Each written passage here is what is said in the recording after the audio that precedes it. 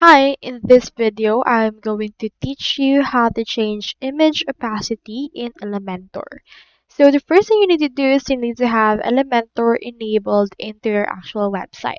To do this, we will utilize the power of WordPress connected with our Elementor. You need to have an account on WordPress. Just head over and log in if you already have one, but if not, you can click onto this Get Started option and then purchase their pricing or their plan for the business plan and you will be able to install Elementor through that way. Now, once you have installed Elementor, this is what the page should look like. So this is our Elementor page and this is our Elementor page that we have created into the website.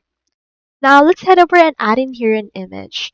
Under this elements, you can see under the widgets is the image under the basic. Just drag and drop it wherever you want to put it. I'll put it right around here. And as you can see, it's now added. Now, as you can see, we do not have an image yet, so let's head over and choose one. Now you can drop file or you can also install or insert from URL. In this case, I'll just utilize the one from my media library and I'll head over and add this one. Click onto the select and this is what it looks like.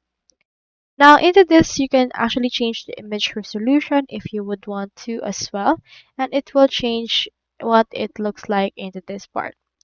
Now we want to change its opacity. So what we can do is we can click onto that particular image and click onto this style option. Now you can see we have the alignment, the width, max width, and in here we have the opacity. So at right now, it's actually on max, but if you toggle between this, as you can see, it becomes blurry and its opacity is being reduced into that part.